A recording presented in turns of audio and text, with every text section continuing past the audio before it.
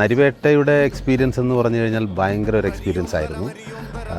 അത് എങ്ങനെ പറയണമെന്നറിയില്ല. ശരിക്കും എന്താ, ഇതിൽ കൂടുതലും നൈറ്റ് ഷൂട്ട് കുറച്ചുണ്ടായിരുന്നു. പിന്നെ പകലുണ്ടായിരുന്നു, പകൽ ഷൂട്ടുണ്ട്. പകൽ നടക്കുമ്പോൾ എന്ന് പറഞ്ഞാൽ വേറെ എവിടെയെങ്കിലും ആണെങ്കിലും നമ്മൾ വിയർത്ത് ഈ ഓട്ടവും അടിയും ഇതിനൊക്കെ അങ്ങോട്ടും ഇങ്ങോട്ടും ഒക്കെ ഓടിയൊക്കെ വരുമ്പോൾ നല്ല ശരീരമൊക്കെ വിയർക്കാറുണ്ട്. ഇത് കൂളാണ്. പകലൊക്കെ ഏത് സമയത്തും നമുക്ക് കൂളായിട്ട് നിന്ന് ഷൂട്ട് ചെയ്യാം. നൈറ്റ് ഷൂട്ടായിരുന്നു ദുർഘടം. കാരണമെന്ന് പറഞ്ഞു കഴിഞ്ഞാൽ ഒരു സമയം കഴിഞ്ഞാൽ എനിക്ക് തോന്നുന്നു ഊട്ടിയേക്കാളും കുത്തുന്ന തണുപ്പാണ് കേട്ടോ. പാതിരാത്രി കഴിഞ്ഞാൽ നമ്മൾ വെളുക്കെ ഷൂട്ടുണ്ടായിരുന്നു, 6 to 6 ഷൂട്ടായിരുന്നു. അങ്ങനെ കുറച്ച് ദിവസമൊക്കെ ഇവിടെ ഉണ്ടായിരുന്നു. പിന്നെ ഈ അടുത്ത സമയത്ത് ഒരു പുലിയെ പിടിച്ചത് അവിടെ ഇട്ടാണെന്ന് പറഞ്ഞു കേട്ടിട്ടുണ്ട്.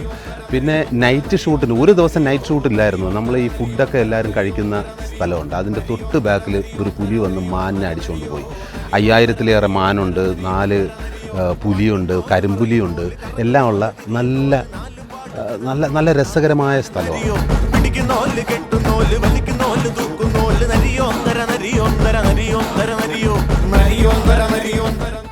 ഏതാണ്ട് 7000 പേരോളം ഉള്ള ജൂനിയർ ആർട്ടിസ്റ്റുകളെ നമ്മൾക്ക് മാനേജ് ചെയ്യേണ്ടി വന്നു.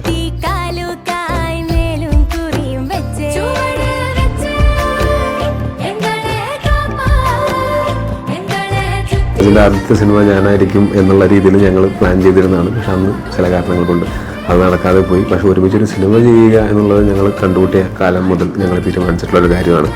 അതാണ് 11 വർഷത്തിന് ശേഷം ഞങ്ങൾക്ക് ചെയ്യാനായിട്ട് സാധിച്ചു. അതാണ് നരിവേട്ട.